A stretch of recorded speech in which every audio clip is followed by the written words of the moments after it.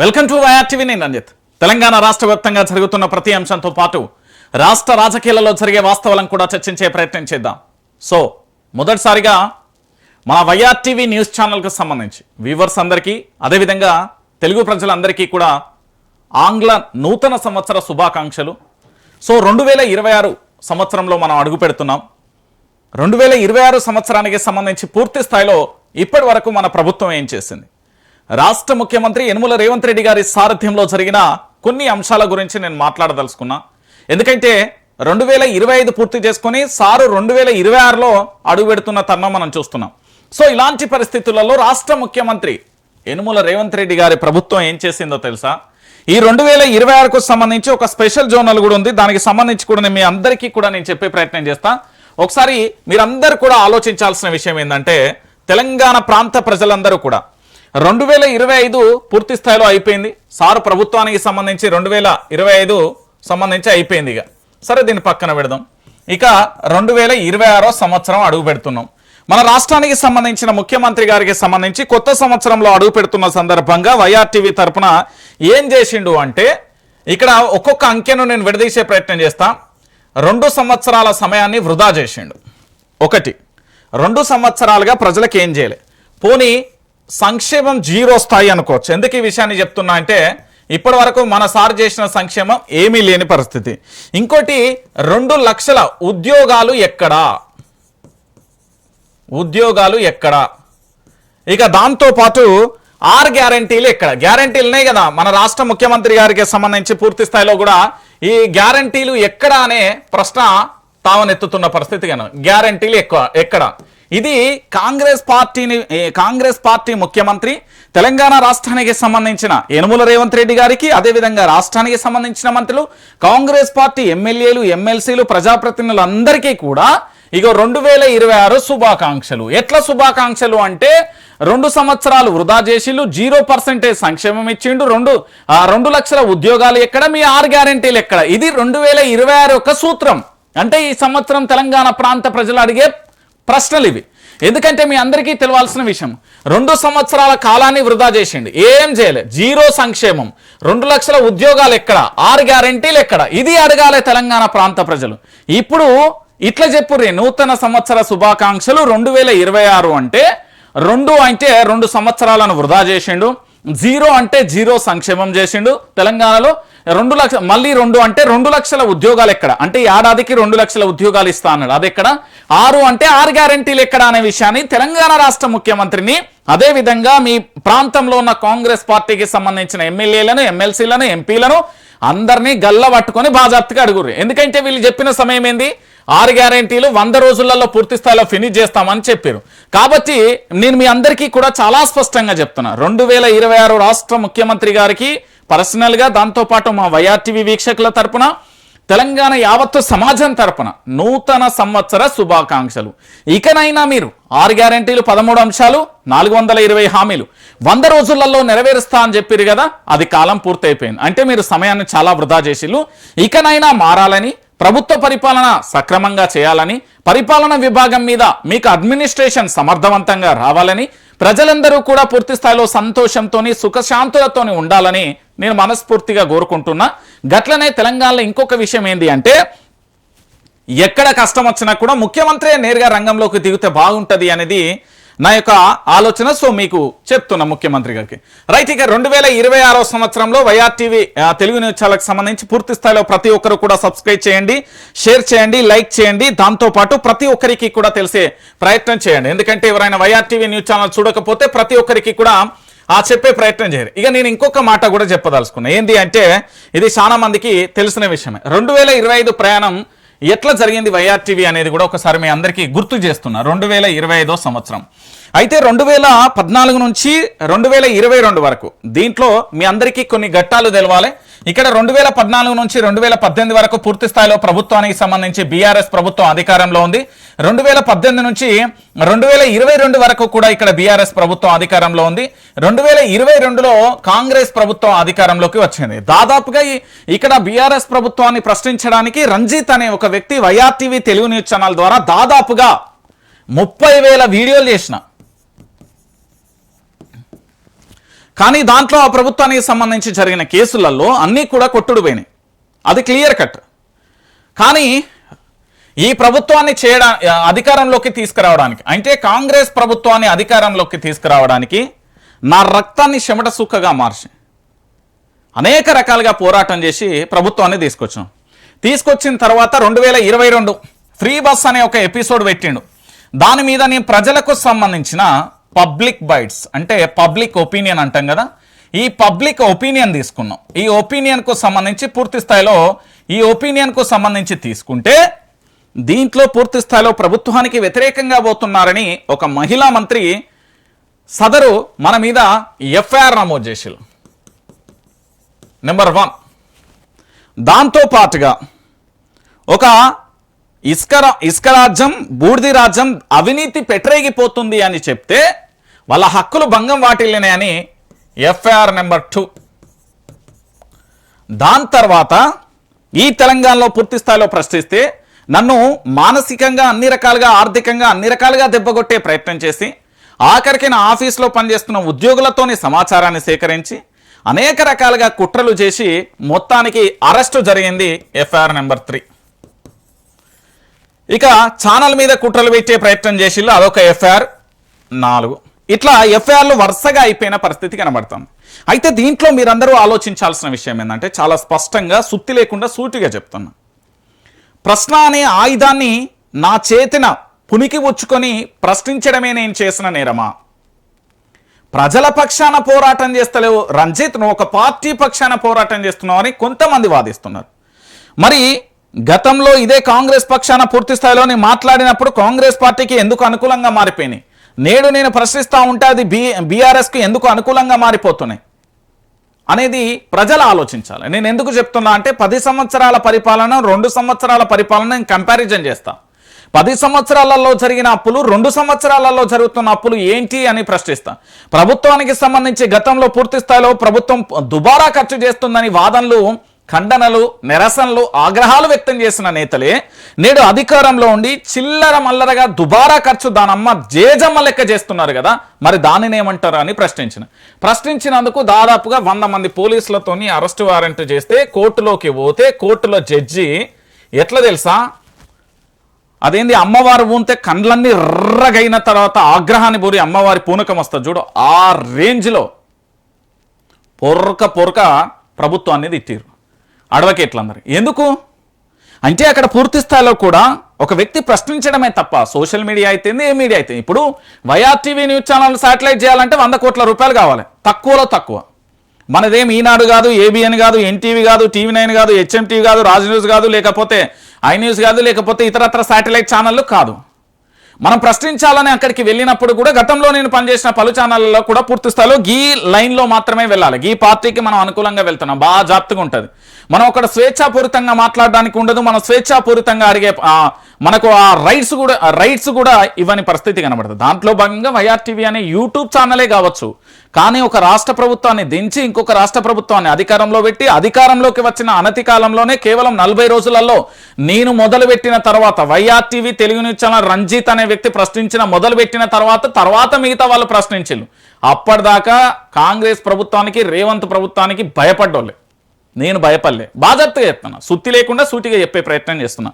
So 25లో ఒక్క ఎఫ్ఐఆర్ల గురించి ఒకసారి మనం చర్చించుకోవాలి. ఎందుకంటే చాలా వరకు జరిగిన పరిణామాలు కావచ్చు, ఇతరత్ర దాంట్లో కొన్ని కొట్టుడు పోయినాయి, కోర్టు కూడా సీరియస్ అయింది. దాంతోపాటు మా లీగల్ టీం కూడా చాలా పర్ఫెక్ట్గా పనిచేసింది, దాంట్లో ఎలాంటి డౌట్ లేదు. చాలామంది మిత్రులు, అడ్వకేట్లు అందరూ కూడా సహకారం అందించారు. తెలంగాణ ప్రాంత ప్రజల సపోర్ట్ అయితే మెండుగా ఉన్న పరిస్థితి కనబడుతుంది. దాన్ని కొందరు నెగిటివ్గా తీసుకెళ్ళి, కొందరు పాజిటివ్గా తీసుకెళ్ళి, ఈ విషయాలన్నీ మనం పక్కన పెడదాం. సో మొత్తానికి 2025కు సంబంధించి ప్రభుత్వాన్ని ప్రశ్నించాను. ఇక నేను ప్రశ్నించే విధానం ఇప్పుడు మారుతుంది. 2026 అంటే ఎట్లుంటుందో నేను చెప్పిన కదా, మళ్ళొక్కసారి నేను మీ అందరికీ చెప్పే ప్రయత్నం చేస్తున్నా. ఇప్పుడు నేను ప్రశ్న అనేది తెలంగాణ ప్రాంత ప్రజల్ని ప్రశ్నించామని అడుగుతున్నా. 2021 తెలంగాణ ప్రాంత ప్రజలందరూ కూడా మీరు ఎట్లా ప్రశ్నించాలో మీరే డిసైడ్ గారు, ఎందుకంటే తెలంగాణ ప్రాంత ప్రజలే ప్రశ్నించాలి. సరే 2025లో అయిపోయింది, క్లోజ్ చేద్దాం. ఇప్పుడు 2026 కదా, కొత్త సంవత్సరం కదా. ఒక్కసారి మీరందరూ కూడా దయచేసి ఆలోచించమని చెప్తున్నా. ఈ 2026కు సంబంధించి రాష్ట్ర ప్రభుత్వాన్ని ఈ 2 సంవత్సరాలు నువ్వు ఏమీ చేయలే, ప్రభుత్వం ఏం చేయలేదండి. ఎందుకంటే మీరందరూ కూడా ఆలోచించాలి, ఏమీ చెయ్యలేదు, ఏం చేయలేదు, గుర్తుపెట్టుకోరు, వృధా చేసింది ఈ సమయాన్ని.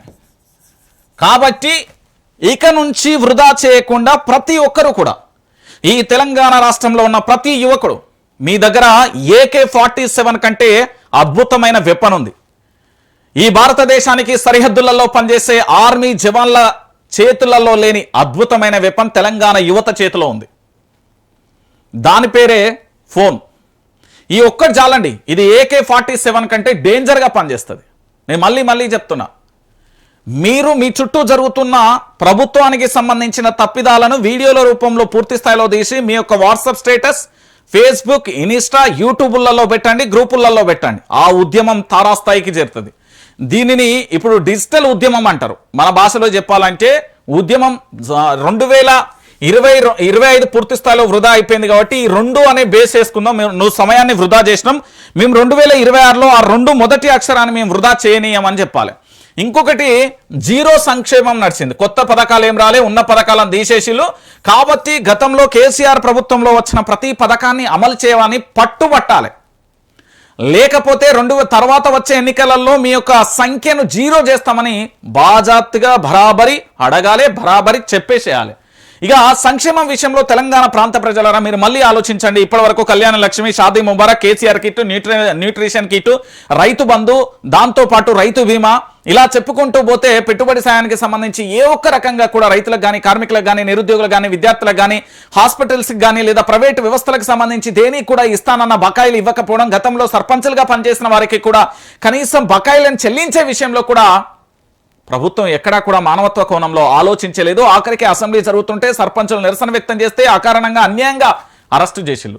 కాబట్టి నేనేందంటే మీ సంక్షేమం 0 చేసిరు కాబట్టి మిమ్మల్ని 0 చేస్తామని మనం నిరూపించాలి. ఇంకా ఇప్పుడు నేను యువత మీద పూర్తి స్థాయిలో కూడా ఈ అంశాన్ని డిపెండ్ చేస్తా. ఇప్పుడు యువతే కీలకం. యువత కాబట్టి యువతకు సంబంధించి ఈ తెలంగాణలో ప్రశ్నిస్తారు, ఎక్కడ ప్రశ్నించరు. ఈ భారతదేశంలో ఉన్న అనేక రాష్ట్రాలను మీరు పూర్తి స్థాయిలో కూడా ఆలోచించండి, చూడండి, అక్కడికి వెళ్ళండి. మన తెలంగాణ రాష్ట్రంలో ఉన్న సోషల్ మీడియా ఉద్యమం ఇంకెక్కడ కూడా ఉండదు. మన దగ్గర ఉన్న చైతన్యం ఇంకా ఏ రాష్ట్రంలో ఉండదు. మన దగ్గర ఉన్న త్యాగం ఏ రాష్ట్రంలో ఉండదు. మన దగ్గర ఉన్న మంచితనం ఏ రాష్ట్రంలో ఉండదు. మన దగ్గర ఉన్న అన్ని గుణాలు, ఇక్కడి సాంప్రదాయం, సంస్కృతి అన్ని రకాలుగా కూడా మన తెలంగాణ గడ్డ మీద ఉన్నది ఎక్కడా కూడా ఉండదు. కాబట్టి నేనేమంటానంటే నిరుద్యోగులకు ఏడాదికి 2 లక్షల ఉద్యోగాలు ఇస్తా అన్నావు కదా, ఇవ్వలేదు. కాబట్టి ఇప్పుడు నెంబర్ 1 ముఖ్యమంత్రి ఎవరైతే ఉన్నారో యనుమల రేవంత్ రెడ్డిని దించేసి నెంబర్ 2ను పెడతామని అల్టిమేట్ మనం జారీ చేయాలి. 2 లక్షల ఉద్యోగాలు ఇక్కడ ఉద్యోగాలు ఇవ్వలే కాబట్టి ఇది ఒక ఉద్యమాన్ని మొదలు పెట్టాలి. ఉద్యోగాలు ఎక్కడ? ఖచ్చితంగా కూడా నిరుద్యోగులు ఉద్యోగ అవకాశాలు, మీ యొక్క వయసు అయిపోతుంది, దాంతోపాటు మీరు చదువుకొని గ్రామానికి వెళ్ళి అమ్మా నేను పలానా ఉద్యోగం సాధించి వస్తా అని మీరు ఇక్కడికి చేరుకున్న తర్వాత ఇప్పటికీ కూడా ఉద్యోగాలు రాకుండా ఇబ్బంది పడితే మాత్రం భవిష్యత్తులో తీవ్రంగా నష్టపోయేది మనమే. కాబట్టి ఖచ్చితంగా కూడా ఇది ఒక ఉద్యమం చేయాల్సిన పరిస్థితి అయితే ఏర్పడుతుంది. ఇక ఇంకొక విషయం ఏంటంటే ఈ 6 గ్యారంటీల సంగతి చూద్దాం మనం. 6 గ్యారంటీల సంగతి ఏంది, ఈ 6 గ్యారంటీల ముచ్చత ఏంది, 6 గ్యారంటీల కథ ఏంది, ఈ 6 గ్యారంటీల సంగతైనా అడగాలి మనం, బాజాప్తుగా అడగాలి. మీ గ్యారంటీల సంగతి ఏందిరా బాబు? ఏమని చెప్పిళ్ళు వీళ్ళు? మీ అందరికీ తెలుసు కదా, 6 గ్యారంటీలు 100 రోజులలో పూర్తి చేస్తామన్నారు. 6 గ్యారంటీలు, 13 అంశాలు, 420 హామీలు. మరి ఈ రోజు ఏమైపోయింది? మీ 6 గ్యారంటీల సంగతి ఏంది, మీ పంచాయతీ ఏంది అనేది మనం బాజాప్తుగా అడగాలి. తెలంగాణ ప్రాంత వ్యాప్తంగా ఉన్న ప్రతి ఒక్కరిని కూడా ప్రశ్నించాలి. ప్రశ్నించే తీరుగా మనం ముందుకు సావాలి. కాబట్టి 2006 ఉద్యమం మాత్రం తారాస్థాయిలో నడవాలి. తారాస్థాయిలో నడవాలంటే వైఆర్టీవీ తెలుగు న్యూస్ ఛానల్ మీ పక్షాన ఉంటుంది, మీకోసం ఉంటుంది, ప్రజల పక్షాన నిల్చుంటుంది, ప్రజల కోసం మాత్రమే పనిచేస్తుంది. ఎవరి దగ్గర మోకరిల్లదు, ఎవరి కోసం పనిచేయదు, ఎవరి బానిస కాదు, ఏది కాదు.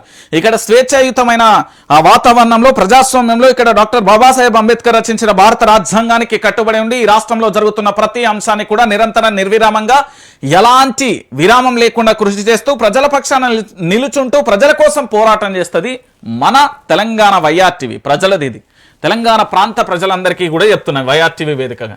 రైట్, ఇక మనం వార్తల్లోకి వెళ్దాం. వార్తలలో ఇవాళ ఒక బ్రహ్మాండమైన అంశాన్ని తీసుకొచ్చిన, చూస్తే కన్నీళ్ళు, చూడకపోతే కొన్ని జీవితాలు రోడ్డు మీదకి వచ్చినాయి అనేది ఆలోచనలో పడతారు మీరు. ఎస్, నేను బ్రహ్మాండమైన ముచ్చట ఎందుకన్నానంటే తెలంగాణ రాష్ట్రం మీ అందరికీ తెలుసు. ఈ తెలంగాణ రాష్ట్రంలో ఉండడానికి ఇల్లు, కట్టడానికి బట్ట, తినడానికి తిండి దానితో పాటు చేయడానికి ఉద్యోగం కోసం అల్లాడిపోతున్న చాలా జీవితాలు ఉన్నాయి. దాంట్లో భాగంగానే మనం చాలా సందర్భాలలో తెలంగాణ ఉద్యమంలో అనేక రకాలుగా మాట్లాడుకున్నాం. నీళ్లు, నిధులు, నియామకాలు. నీళ్ళు ఎందుకోసం? మనం పంటలు 3 పంటలు పండించుకోవడానికి. నిధులు ఎందుకోసం? మన అభివృద్ధి కోసం. నియామకాలు ఎందుకోసం? మన యొక్క పరిపాలన, అడ్మినిస్ట్రేషన్ కానీ మన యొక్క అభివృద్ధికి మన యొక్క తోడ్పాటు కోసం. సో నీళ్లు, నిధులు, నియామకాల కోసం పోరాటం చేసి తెచ్చుకున్న మన తెలంగాణ రాష్ట్రంలో జరుగుతున్న అంశం అందరికీ తెలిసిన విషయమే. ఇంత పోరాటం జరిగింది. 14 ఏళ్ళు నిర్విరామంగా నిరాటకంకంగా పోరాటం చేస్తూ తెలంగాణ రాష్ట్రాన్ని తెచ్చిన గనుడు కేసీఆర్. సరే, కేసీఆర్ విషయంలో మనం పక్కన పెడితే 10 సంవత్సరాల ఎపిసోడ్ అయిపోయింది. అయిపోయిన తర్వాత జరగాల్సిన పరిస్థితి ఏంటి అంటే, ఏదైనా ఒక ఆలోచన వస్తే, ఏదైనా ఒక ప్రణాళిక వస్తే, ఏదైనా ఒక వ్యూహం వస్తే అది పూర్తి స్థాయిలో తెలంగాణలో ఉన్న ప్రతి ఒక్కరికి కూడా ఉపయోగకరంగా ఉండాలి. కానీ ప్రభుత్వం తీసుకునే నిర్ణయాలు ప్రాణాలు తీసే విధంగా ఉంటే, ప్రభుత్వం తీసుకునే నిర్ణయాలు ఉరితాల వైపు చూస్తే, ప్రభుత్వం తీసుకునే నిర్ణయాలు ఆకాశానికి నిచ్చెనేస్తే, ప్రభుత్వం తీసుకునే నిర్ణయాలు కనీసం సామాన్య మానవుడు బతకడానికి వీల్లేకపోతే, ప్రభుత్వం తీసుకునే నిర్ణయాలు కనీసం ఒక జీవితాన్ని పునరుద్ధరించడానికి పని చేయాలి. కానీ ఇలా చేయడం ఎంతవరకు కరెక్ట్ అనేది మనం ఒకసారి ఆలోచిద్దాం. ఈ కాంగ్రెస్ ప్రభుత్వం అధికారంలోకి వచ్చిందో రాలేదో అన్న చాలా బాధాకరమైన విషయం. ఒక రకంగా చెప్పాలంటే, మనం ఈ 5 ఏళ్లతో ఒక అన్నం ముద్దను వేసుకి అందులో ఇంతంత కారం, ఎల్లిపాయనో ఇంతంత నూనె పోసుకొని, ఇంతంత ఉప్పు వేసుకొని, కారపొడి వేసుకొని తింటే కనీసం ఆ బుక్కన్న కడుపు నిండా నోటి నుండి కడుపులోకి వెళ్ళాలి. కానీ ఆ బుక్కను కూడా కాలుతో దంతే ఏమనిపిస్తుంది? పౌరుషం వస్తుంది, కోపం వస్తుంది, ఆగ్రహం వస్తుంది. ఒక రకంగా చెప్పాలంటే ఆ సమయంలో మనిషి తన యొక్క సహనాన్ని కోల్పోయి ఏదైనా చేయడానికే సిద్ధపడతారు. ఇది ఎగ్జాక్ట్గా 100% కరెక్ట్ కదా. మరి ఈరోజు నా తెలంగాణ రాష్ట్రంలో ఉన్న లంబాడి బిడ్డలు ఏం చేస్తున్నారు? లగచర్ల ఘటన జరిగినప్పుడు ఉధృతమైన పోరాటం చేసి వాళ్లకు అండగా బీఆర్ఎస్ పార్టీ ఉండి వాళ్ళని కేంద్రంలోకి తీసుకెళ్లి మానవ హక్కుల కమిషన్ కానీ ఇతరత్ర అనేక రకాలుగా అక్కడ కంప్లైంట్లు చేస్తూ వచ్చింది. ఈ తెలంగాణలో కాంగ్రెస్ పార్టీని అధికారంలోకి తీసుకురావడమేనా మా లంబాడి జాతి చేసిన తప్పు? మీకు మీరు ఖచ్చితంగా కూడా ప్రశ్నించుకోవాలి. నేను లంబాడి సోదరులందరికీ చెప్తున్నా, నా కుటుంబ సభ్యులందరికీ చెప్తున్నా, నా లంబాడి బిడ్డలందరికీ చెప్తున్నా, నా లంబాడి జాతికి మొత్తానికి చెప్తున్నా. ఏమని చెప్తున్నా అంటే, ఈరోజు పూర్తి స్థాయిలో తెలంగాణ రాష్ట్ర వ్యాప్తంగా ఎందుకు మన మీద ఇంత కక్ష కడుతున్నారు? ఎందుకు మన మీద ఇంత నరకం చూపెడుతున్నారు? ఎటువైపు వెళ్ళినా ఏ దిక్కులు బిక్కటిల్లేలా మన గిరిజన జాతి, మన లంబాడి బిడ్డల మీద ఈ ప్రభుత్వం ఎందుకు కుట్రపూరితంగా వ్యవహరిస్తున్నదో ఒకసారి ఆలోచించమని మేధావి వర్గానికి నేను సవినయంగా విజ్ఞప్తి చేస్తున్నా. ఎందుకు చేస్తున్నా అంటే, లగచర్ల ఘటన చూసినప్పుడు, అర్ధరాత్రి బూటకాలు చూసినప్పుడు అది స్వాతంత్రోద్యమం కాదు, అలా అని నిజాం ప్రభు పరిపాలన కాదు, అలా అని రాజుల పాలన కూడా కాదు, అలాన్ని పీడిత బడుగు బలహీన వర్గాలకు సంబంధించి రాజ్యంలో పెట్టరేగిపోతున్నది ఎందుకు అని మీరు ఆలోచించుకోవాలి. కాంగ్రెస్ ప్రభుత్వం అధికారంలోకి వచ్చిన తర్వాత లగచర్ల ఘటన చూసిన తర్వాత ఇప్పుడు ఈ ఘటనను ఎందుకు చూస్తలేరు? లంబాడీల ఇండ్లపైకి బుల్డోజరా? ఏదైనా ఒక ప్రభుత్వం వస్తే ఆ ప్రభుత్వానికి కావాల్సిన జాగ తీసుకుంటే వాళ్ళకు ప్రత్యామ్నాయంగా ఇండ్ల నిర్మించడమో, ప్రత్యామ్నాయ జాగలు ఇవ్వడమో, ప్రత్యామ్నాయంగా ఏదో ఉపాధి కల్పించడమో, లేకపోతే ప్రభుత్వానికి సంబంధించి ఇస్తే దాన్ని ఎంతో కొంతకు వాళ్ళకే అమ్మడమో, లేకపోతే ఇతరత్ర ప్రణాళిక అనేది చేయాలి. కానీ చేయకుండా నా లంబాడీ జాతి మీద, నా లంబాడీ బిడ్డల మీద, మా లంబాడీ జాతి ఆత్మగౌరవం దెబ్బతినేలా ఈరోజు ప్రభుత్వాలు వ్యవహరిస్తే మనం ఏం చేయాలి? ఒకసారి ఆలోచించండి. లంబాడీల ఇండ్లపైకి బుల్డోజర్లు, లంబాడీల ఇండ్లపైకి బుల్డోజర్లు, తెల్లవారక ముందుకే వచ్చిన అధికారులు నిద్రలో నుంచి లేపి మరీ ఇండ్లు కూల్చివేత, ఆడవాళ్ళు పిల్లలను బయటికి ఈడ్చివేత, పట్టాలు ఉన్నాయని చెప్పిన విననివయం, రోడ్డున పడ్డ 50 నిరుపేద కుటుంబాలు, సొంతూళ్లలో భూములు అమ్ముకొని ప్లాట్లు కొని ఇల్లు కట్టుకున్న జనం, మోయినాబాద్లోని పెద్ద మంగళారంలో ఘటన అంటూ కూడా చూసిన పరిస్థితి కనబడుతుంది. ఇప్పుడు చెప్పండి సార్, ఏం నడుస్తుంది తెలంగాణలో? బుల్డోజర్ పాలన నడుస్తుంది. ఏం పాలన నడుస్తుంది? అక్కడ పట్టాలు ఉన్నాయని చెప్పి అదే దుర్గం చెరువు దగ్గర రాష్ట్ర ముఖ్యమంత్రికి సంబంధించిన కుటుంబ సభ్యులు, వాళ్ళ అనుచరులు, వాళ్ళ యొక్క పార్టీకి సంబంధించిన సభ్యుల ఇండ్లకు వెళ్ళంటే మేము హైకోర్టుకు వెళ్ళాం, ఇగో నోటీసులు, ఇగో మీ స్టే తెచ్చుకున్నామని చూపెట్టి ప్రభుత్వ అధికారులు ఆపేస్తున్నాను. మరి ఇదే హైడ్రాని అడుగుతున్నా, ఇక్కడ పట్టాలుండగా గొర్రెలను ఇచ్చినట్టు ఈడ్చి వాళ్ళ ఇండ్లని ఎట్లా కూల్చేసిలు? అదే ధనిక వర్గానికి పేద వర్గానికి ఉన్న తేడానా సార్? అంటే హైడ్రా ఏమైనా చేయొచ్చా? హైడ్రా ఏమైనా చేయొచ్చు అంటే ఫస్ట్ సెక్రటరియట్ కూల్చేయాలి, అంతకంటే ముందు మీ హైదరాబాద్ కూల్చేయాలి. అది బఫర్ జోన్లు, అది జాగా ఏ జోన్లో ఉంది? అరే ఇక్కడ పట్టాలు ఉన్నాయని చెప్పినా కూడా వీళ్ళని హింసిస్తున్నారు, చాలా రకాలుగా ఇబ్బందులు పెడుతున్నారు. ఆఖరికి ఇప్పుడు వాళ్ళను రోడ్డు మీద అనాథల్లా చేసింది ఒక ప్రభుత్వం. ప్రభుత్వం అంటే కడుపులో పెట్టుకొని సాదుకోవాలి, కానీ అదే ప్రభుత్వం నడి రోడ్డు మీద వదిలేసి వాళ్ళని అనాథలను చేస్తే ఎట్లా? ఇది తెలంగాణ జాతి మొత్తం ఆలోచించాలి. నేను తెలంగాణ జాతినే అంటాను. అలా ఎవరన్నా ఉండని ఏమన్నా ఉండని, కానీ ఎందుకు ఈ గోస? తెలంగాణలో కాంగ్రెస్ ప్రభుత్వం వచ్చినప్పటి నుంచి మా లంబాడీ జాతులకు ఇంత అన్యాయం ఏంటండి? మా లంబాడీ బిడ్డలకు ఏందండి ఈ గోస? మా లంబాడీ జాతులకు కనీసం నివసించద్దా? 3 పూటల తిండి తినద్దా? మాకు ఒక ఇల్లులు ఉండద్దా? మాకు ఉద్యోగాలు ఉండద్దా? మాకు చేయడానికి పని ఉండద్దా? కనీసం మేము ఎందుకు ఏ పట్టణాలలో ఉండద్దా? మా ఎదుగుదలే తప్ప అని అడుగుతున్నారు ఇవాళ. దానికి ఏమన్నా ప్రభుత్వం సమాధానం చెప్తుందా? ప్రభుత్వంలో ఉన్న కొంతమంది అధికారులను కానీ దాంతోపాటు చాలామంది నేను అడుగుతా ఉన్నా ఈరోజు. దయచేసి నేను మళ్ళీ చెప్తా ఉన్నా, ఏంది అంటే లంబాడీ జాతులకు సంబంధించి హింసిస్తున్నది ఈ ప్రభుత్వం. మనందరం కూడా ఉద్యమం చేయాలి, మనందరం కూడా పోరాటం చేయాలి. మన పోరాటం ఎట్లుండాలంటే భవిష్యత్తు తరంలో మనల్ని ముట్టుకోవాలన్నా కూడా ఆ ముట్టుకోవడానికి వచ్చిన చెయ్యి భస్మయ్యేంత ఉధృతమైన కలిసికట్టుగా మనం ముందుకు సాగాలి. లేకపోతే ప్రభుత్వం రాజ్యం కింద మనం పీడిత ప్రజలు అంటాం కదా, బుక్కులలో చదువుకున్నాం, పీడిత జనాలని. మన జీవితాలు అదే అవుతుంది. కాబట్టి మనందరం పోరాటం చేద్దాం. ప్రభుత్వం మీద ఎర్ర జెండానో నల్ల జెండానో తెల్ల జెండానో ఎగరేయాల్సిన అవసరం లేదు. ఎందుకు ఇంత ఘోరంగా కుట్రలు చేస్తున్నారు అనేది మనం అడగాలి. సుశీల, ఇది ప్రభుత్వం అంటే ప్రజలకు ఉపయోగకరంగా ఉండాలి, కానీ ప్రభుత్వం అంటే ప్రజలకు నిలువుదోపిడీ చేసే విధంగా ఉండకూడదు అనేది లంబాడీ జాతి ఆగ్రహం వ్యక్తం చేస్తున్నారు. మరి దీనికి ఏమన్నా ప్రభుత్వం ఈ 2026 కదా కొత్త సంవత్సరంలో వాళ్ళకి ఇచ్చిన కానుకేంది? కన్నీటి పర్యతంగా వాళ్ళ జీవితాలు అనాథలుగా మిగిలిపోతున్న వాళ్ళ జీవితాలు, అంతకు మించి పెద్దగా ఏం కనబడే. మీరు చూడుర్రి, చాలా మందికి కూడా నేను చాలా స్పష్టంగా కూడా చెప్పే అంశం ఇదే.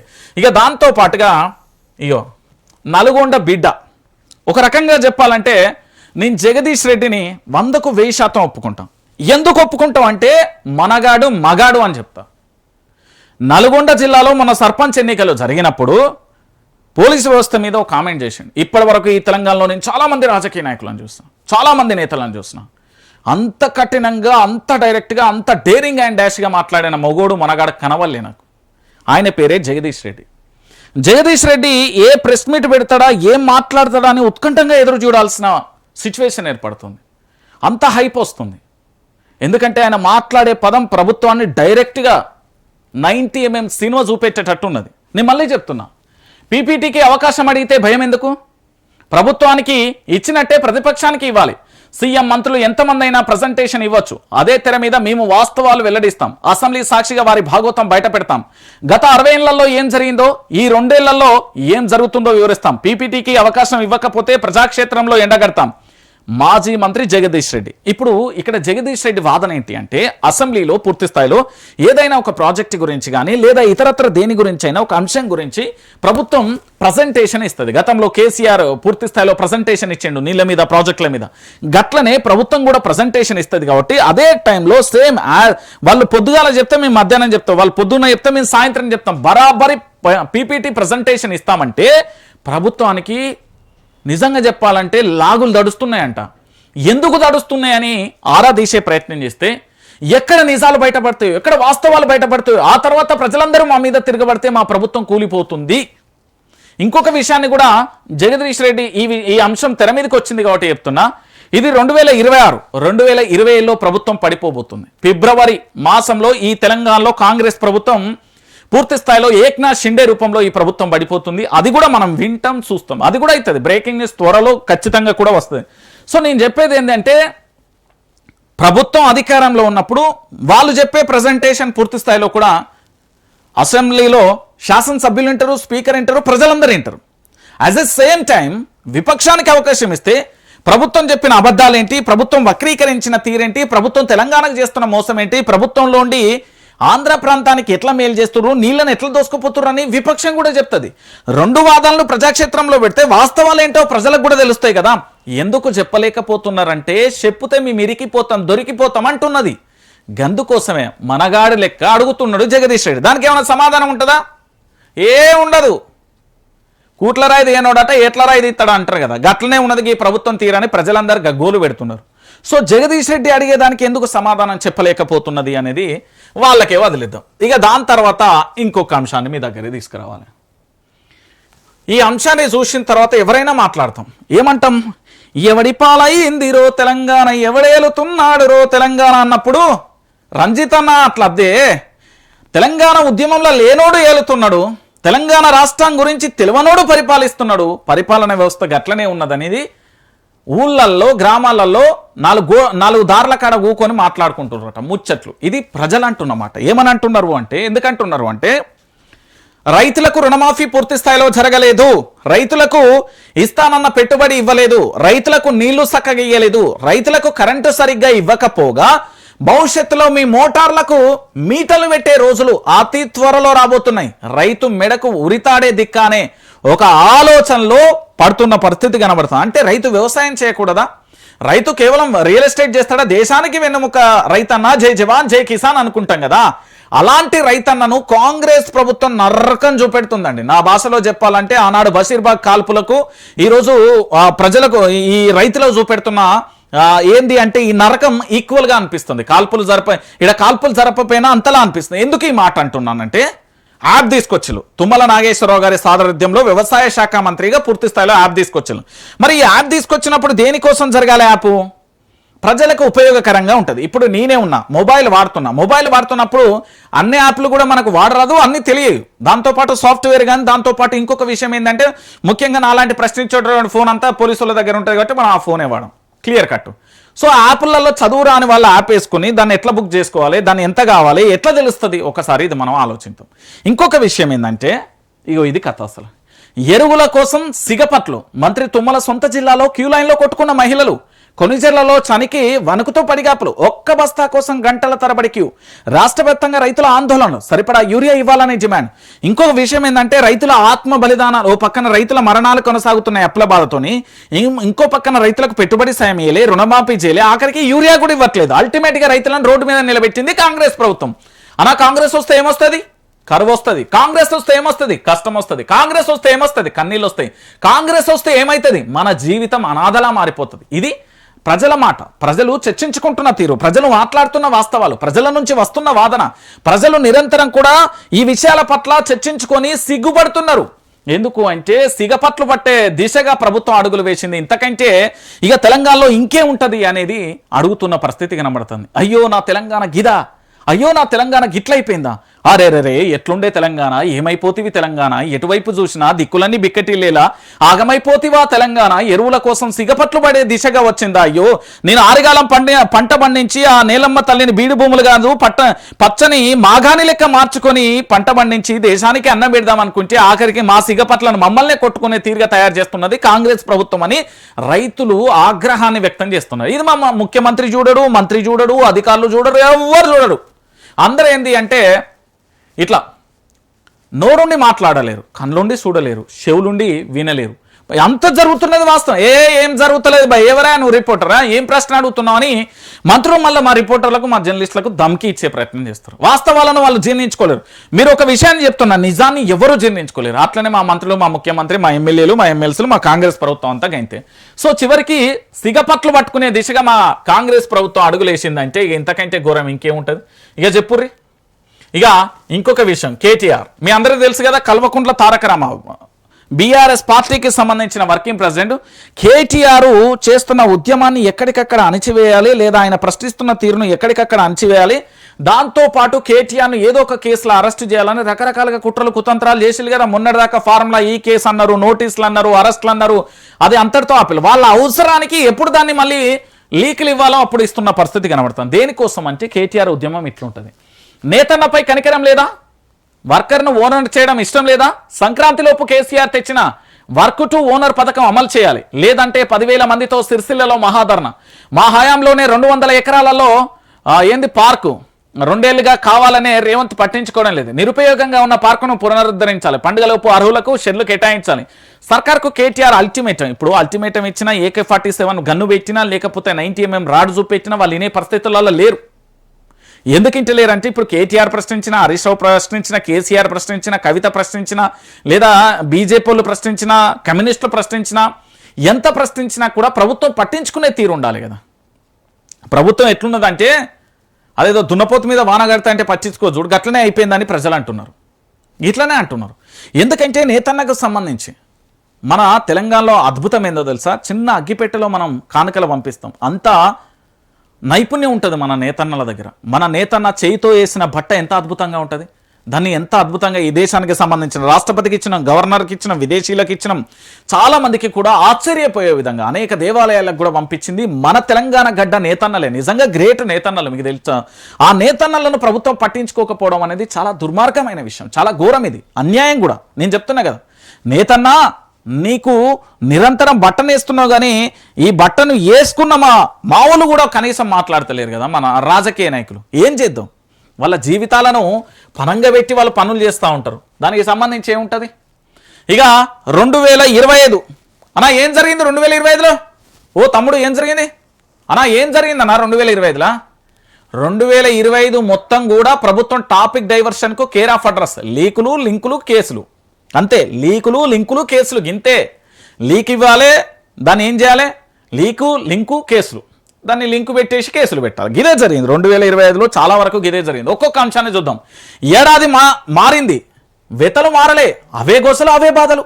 రైతులకు ఎరువులు కరువు, అందని ద్రాక్షగానే రైతు భరోసా, పెరగని పెన్షన్లు, ఇవ్వని స్కూటీలు, తులం బంగారం గోవింద, కళ్యాణ లక్ష్మిలో కోతలు, ఉద్యోగ నోటిఫికేషన్ల జాడే లేదు, నిరుద్యోగులకు వృత్తే లేదు, ఉద్యోగులకు డిఏలు పెండింగ్లు, రిటైర్డ్ ఉద్యోగులకు రాని బెనిఫిట్స్, సిటీలో ఆగని హైడ్రా కూల్చివేతలు అంటూ కూడా చూస్తున్న పరిస్థితి కనబడుతుంది. రైతుల గోసలు, సరిగ్గా ఏడాది క్రితం రైతులు ఇవే బాధలు పడ్డారు. ఎరువుల కోసం రోజుల తరబడి బారులు తీరారు, ఒక్క సంచి కోసం సిగపట్లు పట్టారు. ఇప్పుడు ఏడాది మారింది తప్ప రైతు బాధలు తీరలేదు. అవే గోసలు, అవే బాధలు. ఎముకలు కొరికే చలిలోనూ చంటి పిల్లలను సంకలో పెట్టుకుని ఒక బస్తా యూరియా కోసం పడిగాపులు కాస్తున్నారు. ఇక మరోవైపు పండించిన పంటను కొనాలని రోడ్డెక్కి లొల్లి చేస్తున్న నెలల తరబడి ఎదురు చూసినా కొనే దిక్కే లేదు, కన్నీళ్లు పెడుతున్నారు. అటు కొన్న పంటకు బోనస్ ఇస్తామని చెప్పి నెలలు దాటినా అవి అందని ద్రాక్షగా మారిపోయింది. రైతులకు భరోసా రెండో ఏడాది కూడా ఎగనామం తప్పేలా లేదు. ఇప్పటికే రైతు భరోసా రావాల్సి ఉన్నా కూడా కొర్రీలు పెడుతూ కాంగ్రెస్ కాలయాపన చేస్తున్నది. పింఛన్లు పెరిగినాయి అన్న, ఏం చెప్పిండు మనోడు? ఇప్పుడు పింఛన్లు తీసుకుంటే 2000, డిసెంబర్ 9 తర్వాత తీసుకుంటే 4000, దివ్యాంగులకు 6000 ఇస్తామని 2023లో మన ముఖ్యమంత్రి శబదమే చేసిండు ఎన్నికల సమయంలో. ఇక తులం బంగారం గురించి మంత్రి వివేక్ను ప్రశ్నిస్తున్న మహిళ, ఇది సిద్దిపేటకు సంబంధించి జరిగింది. ఇక నిరుద్యోగుల కష్టాలు, అధికారంలోకి వచ్చిన ఏడాదిలో 2 లక్షలు భర్తీ చేస్తామని, దాంతోపాటు హైడ్రా పేరుతోని పూర్తి స్థాయిలో ఇప్పటి వరకు కూడా ఏం చేసిలు, కూల్చివేతలు చేసిలు. అదేదో గ్లోబల్ మీటో ఏదో పెట్టిలు, 100 కోట్లు దుబారా చేసిలు. హీల్డ్ పాలసీతోని ప్రభుత్వ భూములను అమ్మే ప్రయత్నం చేసిలు. ఇక దాంతోపాటు 1-2 ఉద్యోగులు, రిటైర్డ్ ఉద్యోగుల అప్పుల బాధలు, వాళ్ళ బాధ వర్ణాతీతం. మొన్న ఒక హనుమకొండ నుండి ఒక ఆయన చూసిరు కదా, ఆయన ఏంది క్యాన్సర్ తోనే అల్లాడిపోతా ఉంటే ఆయనకి ఇయ్యలేదు. విద్యార్థుల బాధలు అన్ని ఇన్ని కాదు, అన్నంలో ఆగం, తినే తిండిలో కల్తీ, పాయిజన్, హాస్పిటల్లో తీరు వెళ్ళిన పరిస్థితి కనబడుతుంది. ఇగో ఇది 2025 ముగిసిన చరిత్ర. ఇక దాంతోపాటు లేఖలలో వ్యతిరేకం. ఇంకో అంశం ఏంటంటే, ఇప్పటి వరకు మనందరం మాట్లాడుకుంటున్నాం కదా, ఆంధ్రప్రదేశ్, తెలంగాణ. ఆంధ్రప్రదేశ్ వ్యక్తి నీటిపారుదలకు సంబంధించి ముఖ్య అధికారిగా ఉన్నప్పుడు ఇక ఏం చెప్తాను చెప్పుర్రి, ఆంధ్రులను తీసుకొని నెత్తి మీద పెట్టుకున్నాడు మన ముఖ్యమంత్రి రేవంత్ రెడ్డి.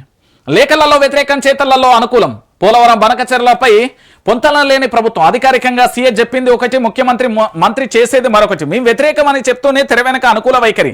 పీబీఎన్ లింకు ఒప్పుకునే ప్రసక్తే లేదంటూ గతంలో కేంద్రానికి సీఎస్ లేఖలు. ఇరు రాష్ట్రాల ముఖ్యమంత్రి మీటింగ్ ఎజెండాలో పెట్టొద్దంటూ విజ్ఞప్తి. మేము వ్యతిరేకం అంటూనే గత ఏడాది జులైలో జరిగిన మీటింగ్లో హాజరైన ముఖ్యమంత్రి, మంత్రి, అధికారులు నాడు పీబీఎన్ పై చర్చ జరగలేదన్నారు. నేడు అధికారులతో కమిటీ వేశారు. పేరుకు సుప్రీంకోర్టులో రిట్ పిటిషన్, అది వీగిపోయేలా ప్రభుత్వం చర్యలు. పోలవరం బనకచెర్ల, అదే నల్లమల్ల సాగర్ విషయంలో ప్రభుత్వ వైఖరిపై అనుమానాలు. రేవంత్ రెడ్డి, ఆదిత్యనాథ్ దాస్ కనుసలనలలో డ్రామా ఎటూ కాకుండా ఇరిగేషన్ మంత్రి ఉత్తమ్ కుమార్ రెడ్డి అంటూ కూడా చెప్పిన విషయం. నేను నిజంగా చెప్పాలా, మా ఉత్తమ్ కుమార్ రెడ్డి చాలా మంచోడు. ఏం లేదు, ఇప్పుడు చంద్రబాబు, రేవంత్ రెడ్డి, ఆదిత్య దాస్ మధ్యలో మా రేవంత్ రెడ్డి అన్నను, మా ఉత్తమ్ కుమార్ రెడ్డి అన్నను ఇరికించే ప్రయత్నం చేస్తాను. అంటే ప్రజల ముంగట ఏదో దోషిగా భూషిగా చూపెట్టే ప్రయత్నం చేస్తారు, కానీ అది కుదరని ముచ్చడండి. పోలవరం విషయంలో, ఈ నీళ్ళ విషయంలో ఇప్పుడు పీపీటీ ప్రజెంటేషన్ అన్నీ అంటున్నారు కదా, అన్నీ ఆగమాగం అయిపోతే బీఆర్ఎస్ దాన్ని పటాపంచలు చేస్తుంది, బయట పెట్టే ప్రయత్నం కూడా చేస్తుంది. మనందరికీ తెలిసిన విషయమే. చీకట్లలో ఏం జరుగుతుంది, దాంతోపాటు ఏమేం జరుగుతుంది అనేది ప్రజలందరూ కూడా ఇంటున్న పరిస్థితి కనబడుతుంది. దానికి మించి పెద్దగా చెప్పాల్సిన అవసరం లేని పరిస్థితి కనబడుతుంది. ఇక దాంతోపాటు ఎన్నికలు ఉంటేనే రైతు భరోసా, లేదంటే పంట కోతలు మొదలవ్వాల్సిందే. శాటిలైట్ సర్వే ఆధారంగానే ఇస్తామన్నారు. ఇప్పుడు సంక్రాంతికి వేస్తామంటూ లింకులు. ప్రాదేశిక ఎన్నికల ఆలోచనలో రాష్ట్ర సర్కార్ 2 ఏళ్లలో ఒక సీజన్లోనే పూర్తి పంపింది. 2024-25 వానాకాలంలో రైతు భరోసా ఎగవేత. ఏమైపోయిందండి పెట్టుబడి సాయం? ప్రభుత్వానికి కొంతమన్నా సోయి ఉన్నదా అండి? ఏం ప్రభుత్వం అన్నా మనది? ఏం ప్రభుత్వం చెప్పురే? గత ప్రభుత్వానికి సంబంధించిన పథకాలను అమలు చేయ, ఎన్నికలు ఉన్నప్పుడు రైతు బంద్ వేస్తారు, రైతు భరోసా వేస్తారు. దేనికోసం వేస్తారు రైతు భరోసా?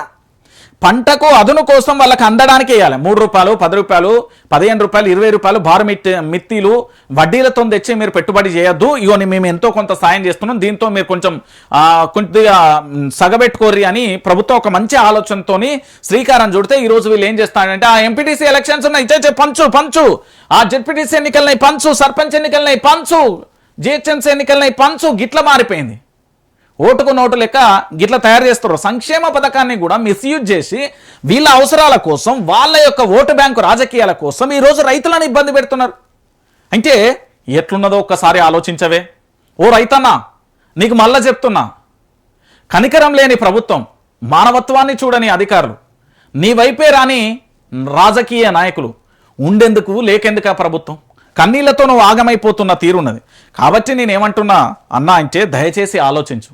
కాంగ్రెస్ కడుపులో పెట్టుకోదన్నా, కాలుతో దంతున్నది. ఈరోజు ప్రభుత్వానికి సంబంధించి కనీసం ఆలోచించాలి కదా, లేదు కదా. అయిపోయిన పరిస్థితి కనబడుతుంది కదా, ఇప్పటికీ లేని పరిస్థితి కనబడుతుంది. రైట్. ఇక దాంతో పాటుగా పొలిటికల్ పంచాంగం, ఆ రాజకీయ నాయకుల పంచాంగం ఎవరు ఉన్నారు? బండి సంజయ్, హరీష్ రావు, కేటీఆర్, కవిత, ఈటల రాజేందర్, రేవంత్ రెడ్డి, కిషన్ రెడ్డి, కేసీఆర్. సో మొత్తానికి ఈ 8 మందికి సంబంధించి 2026లో ఎట్లుండబోతుంది అనేది పొలిటికల్ పంచాంగం అంట. ఒకసారి చూద్దాం.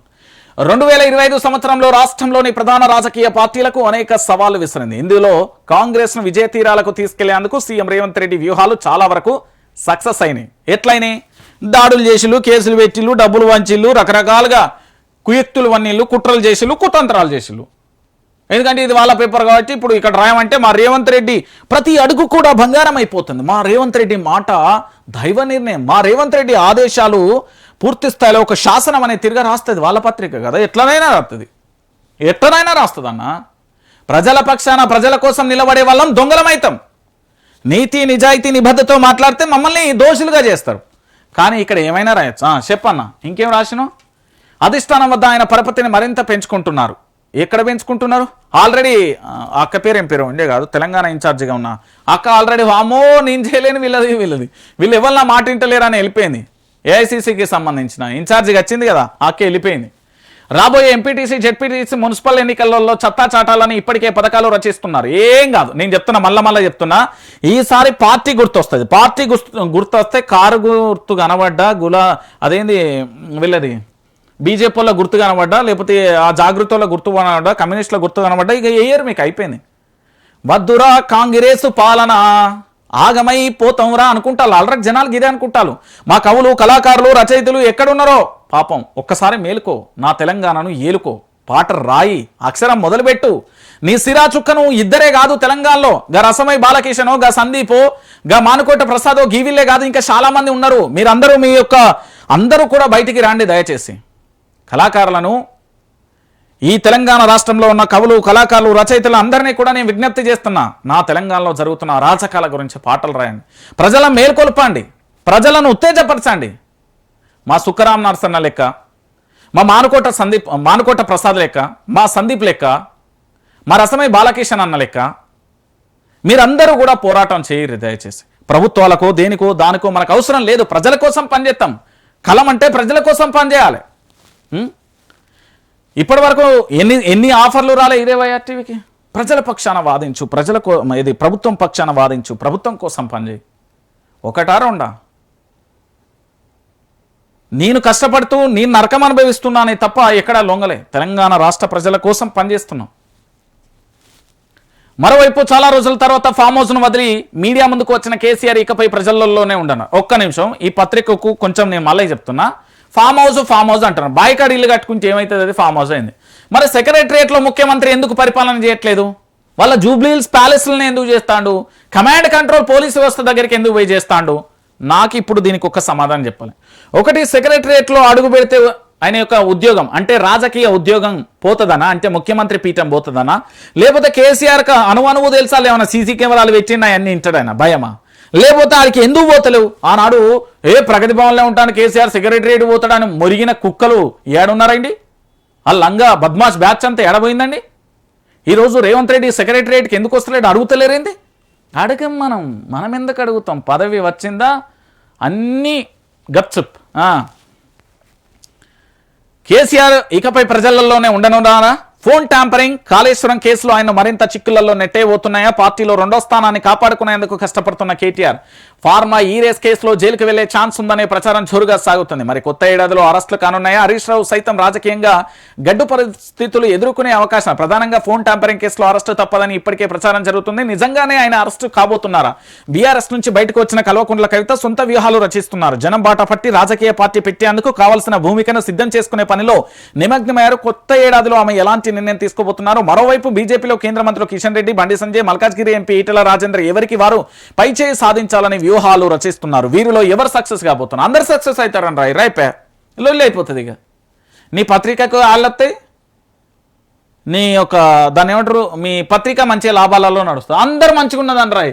ఏం చేయాలంటే బండి సంజయ్ సీఎం అవుతాడు, హరీష్ రావు సీఎం అవుతాడు, కేటీఆర్ సీఎం అవుతాడు, కవిత సీఎం అవుతాడు, రాజేందర్ సీఎం అవుతాడు, రేవంత్ రెడ్డి సీఎం అవుతాడు, కిషన్ రెడ్డి సీఎం అవుతాడు, కేసీఆర్ సీఎం అవుతాడు. అయిపోయా అందరు రాయి అన్న, అందరు రాయి, మస్తు అయిపోతుంది.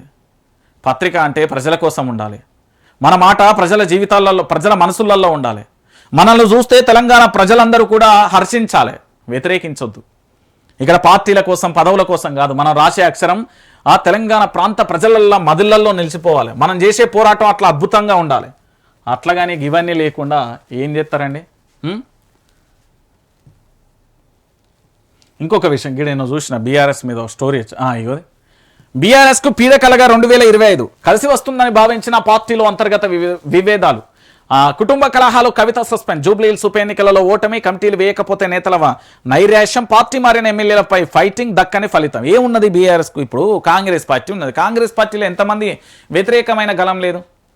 నాకు ఒకటి అర్థమైతే లేదు. పొంగులేటి మీద ఎంతమంది కంప్లైంట్ చేయాలి? ఆ జడ్చెల్ల ఎమ్మెల్యే చేయలే. కొండా సురేఖ, ఓఎస్డి సుమంత్ కేసు ఏమైపోయింది? అటు సీతక్కకు సంబంధించి మేడారంలో ఆ తిరునామాలు, శంఖం, అదేవిధంగా అవన్నీ ఎందుకు వచ్చినాయి? అది గిరిజన పండుగ. దాని మీద ఆదివాసుల హక్కుల కోసం పోరాటం చేస్తున్నారు, వాళ్ళు అడుగుతున్నారు. దాని గురించి ఏమైంది? పొన్నం ప్రభాకర్ సారథ్యంలో ఆ బూడిద స్కామ్ గురించి పాడి కౌశిక్ రెడ్డి ఆందోళన చేసిండు, దాని గురించి ఏమైపోయింది? మాట్లాడాలి, ఇవన్నీ మాట్లాడాలి. ఇవన్నీ గురించి మనం మాట్లాడంటే రాదు. ఏంటంటే మనం ఎప్పటికీ కాంగ్రెస్ పార్టీ డబ్బా కొట్టాలి, గది చేయాలి. కాంగ్రెస్ పార్టీ తప్పులను మనం చూపెడతా కదా. ప్రభుత్వం మంచిగా చేస్తే మంచిగా చేసిందని చెప్తాం, అరే బర్రాబర్ చేసింది షబాష్ రేవంత్ రెడ్డి అంటాం. మంచిగా చేయకపోతే ఇక్కడ లోపాలు వస్తానే, ఇది జరుగుతుంది, జర పైలంగా చూసుకోరని చెప్తాం, అంతే కదా. రాష్ట్ర ప్రజలందరికీ చెప్పేది అదే కదా. తెలంగాణ ప్రాంత ప్రజలందరూ కూడా ఆలోచించాల్సిన విషయం ఏంటంటే, రాష్ట్రంలో జరిగే ప్రతి అంశానికి సంబంధించి పూర్తి స్థాయిలో కూడా వాస్తవాలను చెప్పే ప్రయత్నం చేస్తున్నాం తప్ప ప్రజల పక్షాన, ప్రజల కోసం నిలబడే ప్రయత్నం చేస్తున్నాం. నేనేమంటున్నానంటే, ఇది వైఆర్టీవీ